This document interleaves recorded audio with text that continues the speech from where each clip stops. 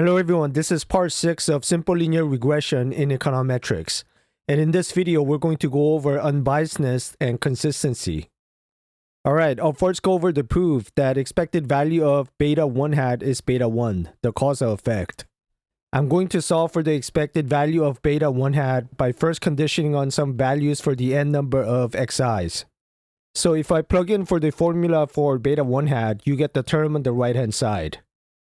So here, when we say that we're conditioning on some x values, it means x1 taking on some specific value, x2 taking on some value, and all the way down to the nth x taking on some specific value.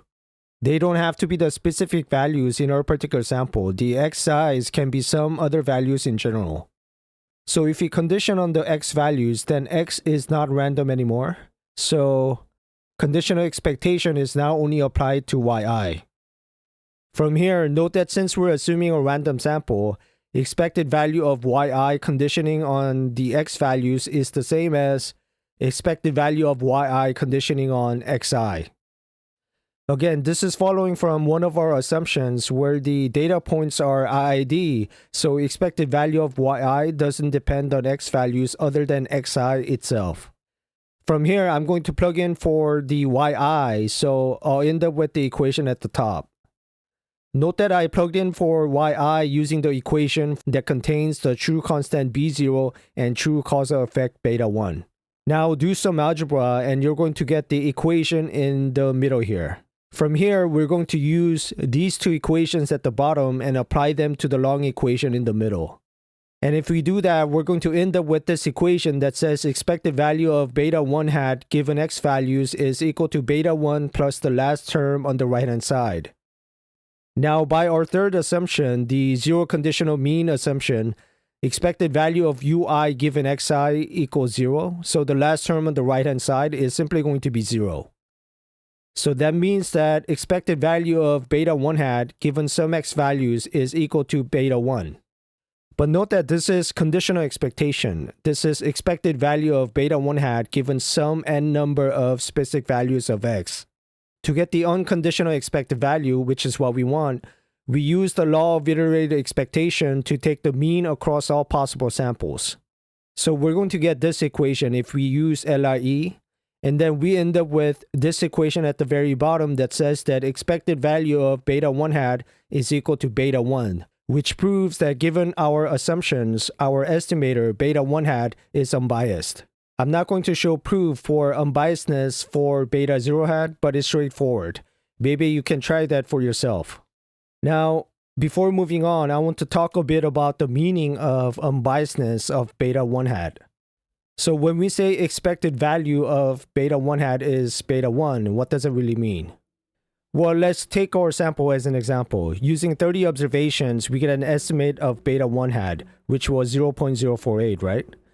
Now, suppose we can get another sample with 30 observations and compute beta 1 hat again.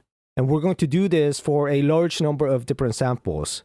So note that sample size doesn't necessarily have to be 30, but sample size definitely needs to be the same for different samples.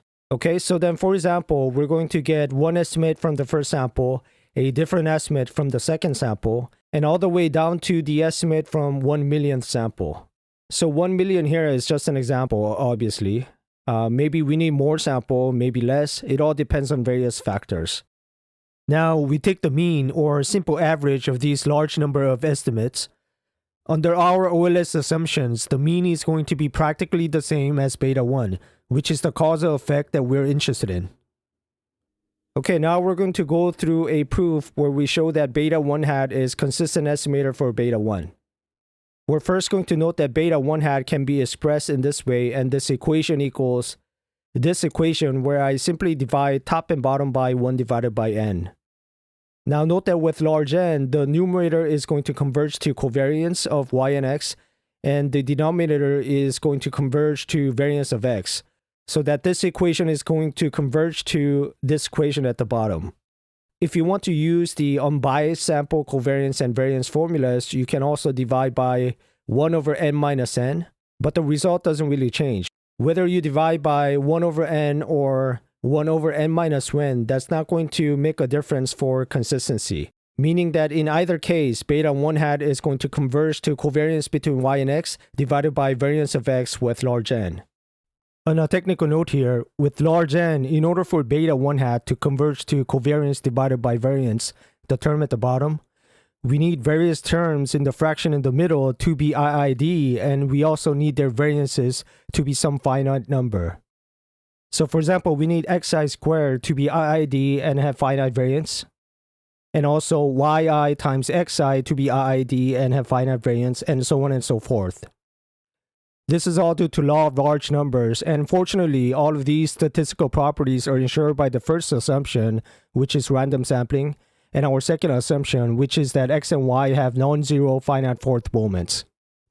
And we also don't have to worry about variance of x being equal to 0 in the fraction, again, because we're assuming that xi has non-zero finite fourth moment. Finally, the last step is to note that covariance divided by variance is exactly the formula for beta 1 if our third assumption holds to be true. So what all of this means is that if our assumptions, if all of them hold to be true, then beta 1 hat is going to be a consistent estimator for beta 1, which is the causal effect. Now I'm going to prove consistency again, the same thing, but in a slightly different way. Let's begin with this equation for beta 1 hat. From here, plug in for yi, and you're going to end up with this equation for beta 1 hat. You already saw this equation when I was trying to find the expected value of beta 1 hat. So then after some algebra, we know that beta 1 hat is equal to this equation, right? From here, I'm going to divide top and bottom by 1 over n again. And from here, note that with large N, the numerator is going to converge to the term on the right-hand side. And this is equal to the expected value of xi times ui minus expected value of xi times expected value of ui. And by definition, this is simply the formula for covariance between xi and ui. For the denominator is going to converge to variance of x. Here again, for convergence, we need IID and finite variances of various terms, which, as I already mentioned, are all ensured by our first and second assumptions.